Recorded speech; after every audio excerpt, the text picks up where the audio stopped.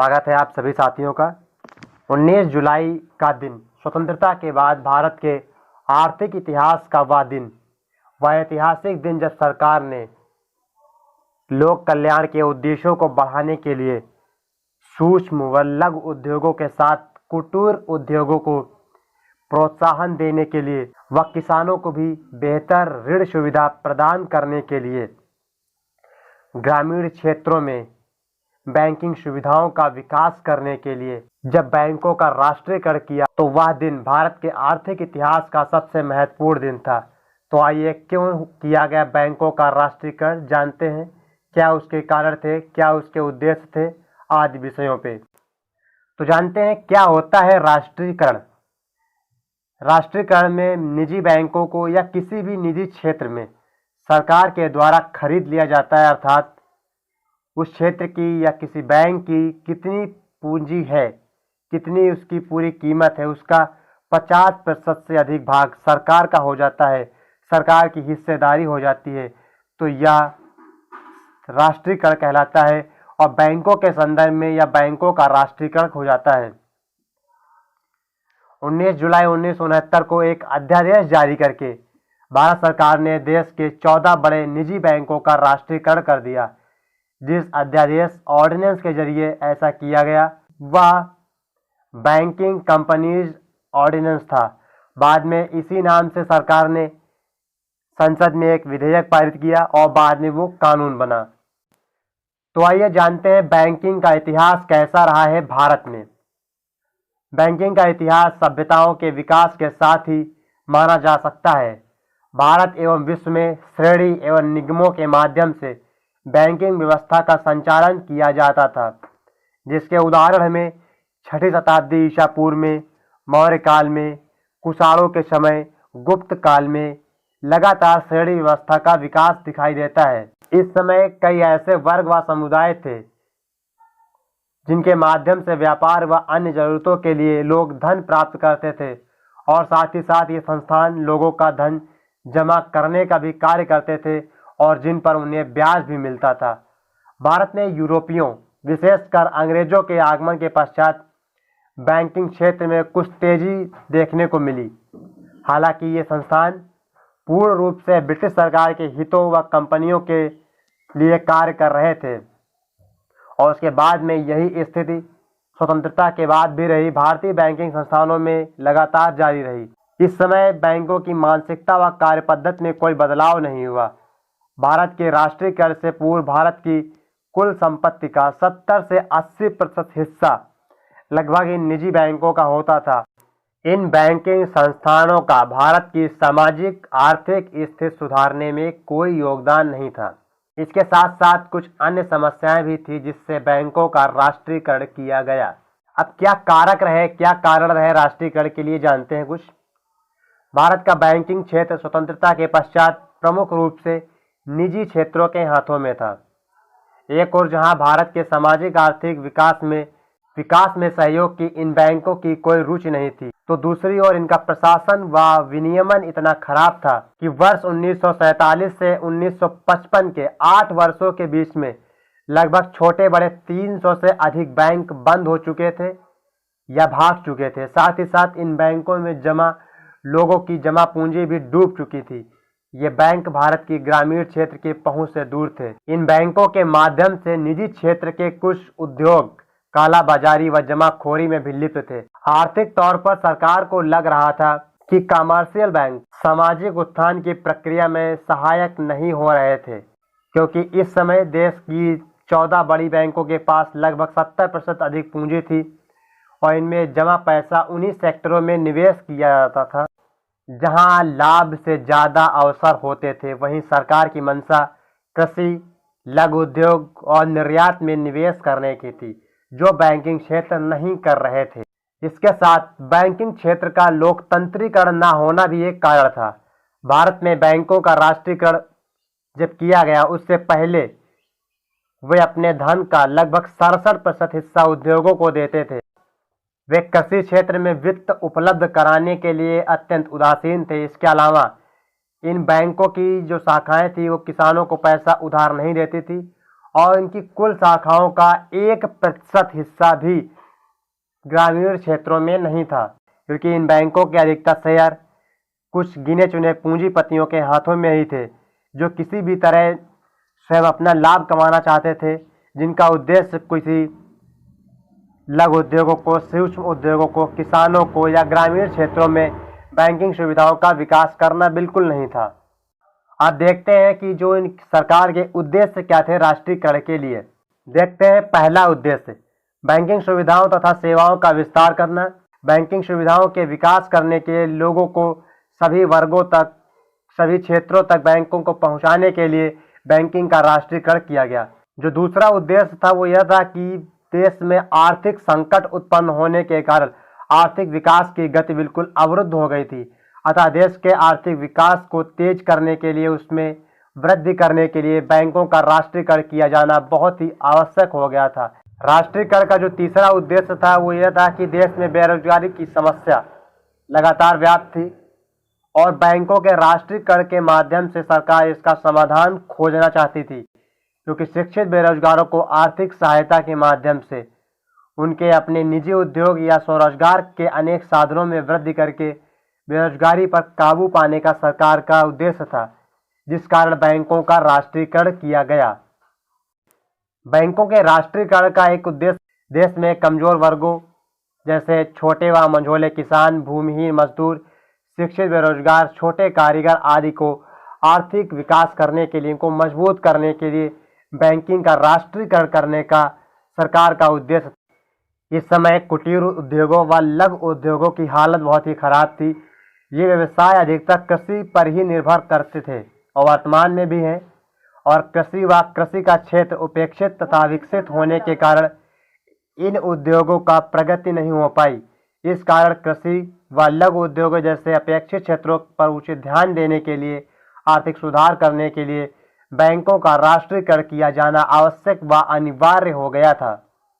जब बैंकों का राष्ट्रीयकरण किया गया तब हरित क्रांति चल रही थी और किसानों को बैंक ऋण नहीं दे रहे थे और उन्हें अपना उत्पादन बढ़ाने के लिए महंगी लागत हेतु अधिक क्रेडिट की आवश्यकता थी, अधिक धन की आवश्यकता थी। राष्ट्रीयकरण करने के बाद क्या परिणाम निकले? तो राष्ट्रीयकरण के पश्चात बैंकों की खराब स्थिति में तेजी से सुधार हुआ। वर्ष 1969 से पूर्व बैंकों की सिर्फ लगभग 8,000 शाखाएं थी, जो 1994 में बढ़कर 60,000 हो गई तथा 2014 में इनकी संख्या 1,15,000 के करीब पहुंच गई। इससे भी पहले सभी बैंकें सिर्फ शहरी क्षेत्रों तक सीमित थी, लेकिन राष्ट्रीयकरण के बाद 2014 तक ग्रामीण क्षेत्र में लगभग 43,000 बैंक स्थापित हो चुके थे और पहले जो केवल निजी क्षेत्रों का ही स्वामित्व था।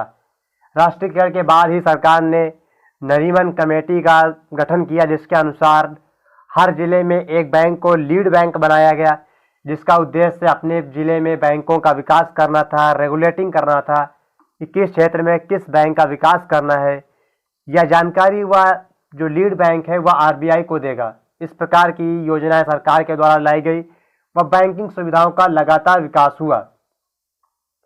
राष्ट्रीयकरण के बाद बैंकों की शाखाओं में जबरदस्त बढ़ोतरी हुई और शहर से गांव देहात की तरफ बैंक पहुंच गए। बैंकों के राष्ट्रीयकरण का फायदा यह हुआ कि बैंकों के पास काफी मात्रा में पैसा इकट्ठा हो गया और आगे बतौर कर्ज बांटा गया। प्राथमिक सेक्टर, इसमें सूक्ष्म उद्योग, कृषि और छोटे ट्रांसपोर्ट ऑपरेटर शामिल थे। इनको फायदा हुआ। सरकार ने राष्ट्रीय बैंकों को दिशा निर्देश देकर उनके लोन पोर्टफोलियो की कितना लोन देना है उसमें से 40% भाग कृषि लोन की हिस्सेदारी की बात की निश्चित कर दिया गया। वर्तमान सरकार की जो योजना है जन धन योजना, जिसमें सरकार कहती है कि उसने बहुत से रिकॉर्ड बना दिए, बहुत से खाते खोल डाले, लेकिन ये खाते क्यों खुल पाए?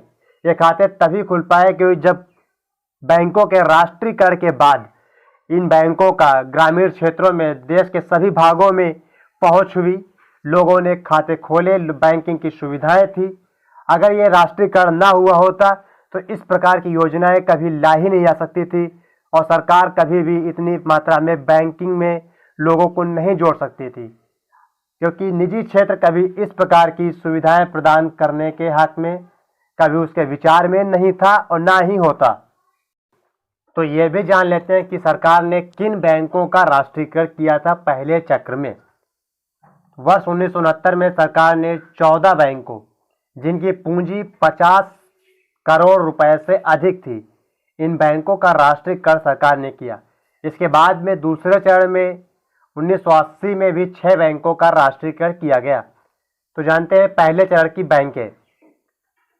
Bank of India, union bank of India, bank of Baroda, bank of Maharashtra, central bank of India, Canara bank, syndicate bank, United commercial bank, Punjab national bank, Indian bank, Indian overseas bank, Allahabad bank, United bank of India और देना bank. यदि वर्तमान में इन बैंकों की हालत पे देखें तो मार्च 2019 के अंत तक जो इनका एनपीए था वो लगभग 11% से अधिक हो गया था, और इसके अतिरिक्त पिछले कुछ वर्षों में नवीन शाखाएं खोलने की जो दर है वो लगभग 25% की दर से कमी आई है, गिरावट आई है। वर्तमान समय में कुछ विशेषज्ञ बैंकों की कमजोर हो रही स्थिति को लेकर इसके निजीकरण का विचार प्रस्तुत करते हैं, लेकिन भारत जैसे देश में जहां गंभीर आर्थिक असमानताएं लगातार बढ़ती जा रही हैं, वह पहले से ही मौजूद हैं तथा लोगों की स्थिति में सुधार के लिए बैंकिंग की व्यवस्था बहुत ही महत्वपूर्ण है। ऐसे में निजीकरण का विचार किसी भी रूप से उचित नहीं समझा जा सकता है। निजीकरण के स्थान पर सरकारों को बैंकिंग की स्थिति में सुधार करने के लिए प्रयास करना होगा। साथ ही बैंकिंग के गवर्नेंस को सुधारना होगा, इनकी कार्य पद्धति में बदलाव करना होगा और आरबीआई और सरकार को यह ध्यान रखना होगा कि दोनों मिल के बैंकिंग के कामों में टांगे न अड़ाएं। बैंकिंग को निर्देश करने का अधिकार केवल एक क्षेत्र को रहे, जो आरबीआई के पास होना चाहिए। अब देखते हैं क्या इतनी समस्याओं के बाद भी सार्वजनिक बैंक जो है कमजोर हुए हैं। तो उपयुक्त स्थिति के बावजूद सार्वजनिक क्षेत्र बैंक अभी भी मजबूत बने हुए हैं। बाजार की कुल बैंक उधारी में और कुल जमा में अभी भी उनकी हिस्सेदारी 63% व 77% के करीब है। देश के कुल जमा में 77% पैसा अभी भी सरकारी बैंकों में है। 1991 के बाद 30 साल हो गए निजी बैंकों को देश में खुले हुए। काफ़ी संख्या में निजी बैंक हैं, विदेशी बैंक भी हैं, लेकिन लोगों ने अभी तक उनमें अपना विश्वास नहीं जताया। या तो उनकी कार्य प्रणालियाँ बहुत ही महंगी हैं, या तो उनमें बहुत ही अधिक पैसा चाहिए। बहुत से कारण हैं। इनके एनपीए की समस्या जो बढ़ी है उसके लिए कई सुधार भी किए गए हैं सरकार के द्वारा, आरबीआई के द्वारा या संबंधित बैंकों के द्वारा। लेकिन ये जो सुधार किए गए हैं इसकी गति बहुत ही धीमी है, क्योंकि सरकार का उद्देश्य सुधार करना है ही नहीं। सरकार का केवल एक ही उद्देश्य है, बैंकों का निजीकरण, पुरानी व्यवस्था को लागू करना जो 1969 के पहले थी, कि लोगों को बैंकिंग सुविधाएं ना मिल सके, कुछ निजी क्षेत्रों तक, उद्योगों तक कुछ लोगों का ही केवल बैंकों पर अधिकार हो सके। सरकार ने सुधार के लिए बैंकों में एक पीजे नायक कमेटी का गठन किया। उसकी कुछ सिफारिशें हैं, कुछ बहुत ही बेहतरीन सिफारिशें हैं, तो सरकार को इन सिफारिशों को लागू करना चाहिए। और कुछ उदाहरण देखें अंतर्राष्ट्रीय स्तर के, तो ज़्यादातर जो पूर्वी एशियाई देश हैं, इसमें जापान है, साउथ कोरिया है, वियतनाम है, फिलीपींस है, इन देशों ने वहाँ की वित्तीय प्रणालियों को प्रभावी रूप से सरकारों के द्वारा नियंत्रित ही किया जाता है। तभी साउथ कोरिया जैसे देश इतने कम समय में इतने अधिक विकसित हुए। दूसरी ओर निजीकरण को देखें तो पश्चिमी जो देश हैं, यूरोप के जो देश, वहाँ पर बैंकिंग क्षेत्र निजी हाथों में है, लेकिन फिर भी सरकारों को निजी क्षेत्रों के बैंकों को दिवालिया होने से बचाने के लिए सहायता करनी पड़ती है। तो जब समस्याएं उस क्षेत्र में भी विद्यमान है, निजीकरण के बाद भी कोई सुधार नहीं होने वाला है, तो सरकार को सार्वजनिक क्षेत्र की बैंकों में ही सुधार करना चाहिए। जिस उद्देश्य के लिए आज से 52 साल पहले 19 जुलाई 1969 को सरकार ने बैंकों का राष्ट्रीयकरण किया, तो सरकार को उसी क्षेत्र को मजबूत करना चाहिए, उस पर ध्यान देना चाहिए। एक जानकारी के अनुसार वित्त वर्ष 2020-21 में मर्जर की प्रक्रिया से बैंक ऑफ बड़ौदा की सर्वाधिक 1283 शाखाओं का वजूद खत्म हो गया। बैंकिंग के निजी क्षेत्र के जो समर्थक हैं, जो सरकार के अंधभक्त समर्थक हैं, उनको ये रिपोर्ट जरूर देखनी चाहिए। इस प्रक्रिया से स्टेट बैंक की 332, पंजाब नेशनल बैंक की 169, यूनियन बैंक ऑफ इंडिया की 124, केनरा बैंक की 107, इंडियन ओवरसीज बैंक की 53, सेंट्रल बैंक की 43, इंडियन बैंक की 5, बैंक ऑफ महाराष्ट्र एवं पंजाब एवं सिंध बैंक की एक एक शाखाएं बंद हुई।